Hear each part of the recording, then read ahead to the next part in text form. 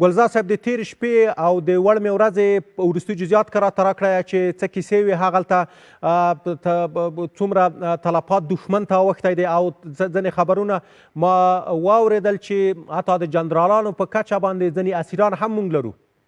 ډېره زیاته مننه. لکه تېره وړمه ورځ چې کله عملیات پیل شول، غچ اخیستونکي عملیات د پاکستاني ملیشو یا پاکستاني رژیم په وړاندې باندې، نو په هغې کې به تقریبا په ننګرهار کې چې 40 تنه دوی وژلي وو پاکستاني ملیشې، او تر څنګ یې 18 تنه زخمیان په داو. او دغه عملیات چې په درو بابا چین غین هغه ولسوالۍ چې فرضي کرښې ته نږدې پرتې وې په هغې کې ترسره شوي وو. نو جګړه شدیده او له خوشه بخته چې په دغې کې بیا تقریبا بېلابېل ډوله مینه وسله هم لاسته ورغلې ده د مجاهدینو، او تر څنګ یې ژوندي دوی هم یو څه نیولي دي، راوستي دي ځان سره، او تر څنګ یې پوستې هم یو څه نیول شوي دي د هغې غاړې نه. بله. خب گلزاد صاحب سلام مرام پذیرا باش، وقتت بخیر. از این برای ما بگو که اونا بالای خانه های مسکونی حمله کرده بودن در چندین ولسوالی ولایت ننگرهار ما. از وضعیت بیجا شدگان بگو و در کدام ولسوالی ها زیادتر حمله که صورت گرفته تلفات دیدن مردم های ملکی ما؟ ډېره زیاته مننه.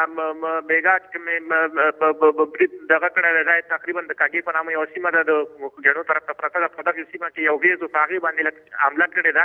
نو داسې له خوشه بخته چې داسې ځاني او مالي ډېر زیان نشته دی عام خلکو ته، او تر اوسه پورې داسې ډېر د هغې راپورونه نه دي راغلي یا موږ نه دي ترلاسه کړي چې څوک یې ضایع شوي.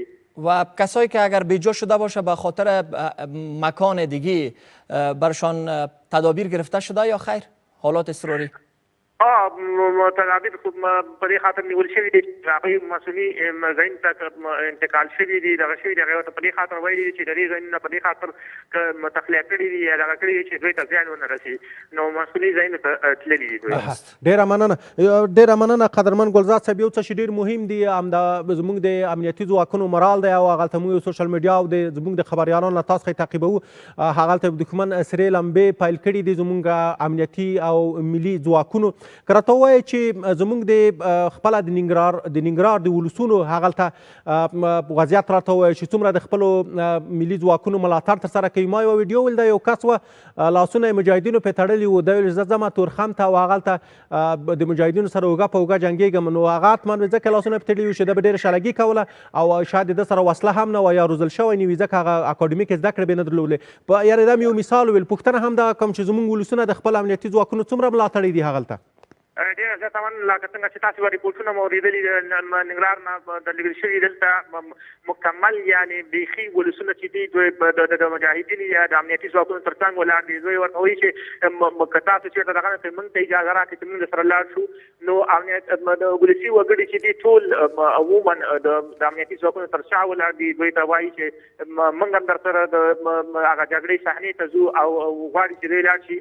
نو تر اوسه پورې بیا ورته امنیتي ځواکونو ډاډ ورکړی چې نه، تر اوسه پورې موږ کولی شو چې کله ضرورت شو یا اړتیا شو بیا به تاسو دغه کوئ. نو د امنیتي ځواکونو تر څنګ د ولسي وګړو هغه ملاتړ چې دی ډېر دی او بیخي بې کچه دی.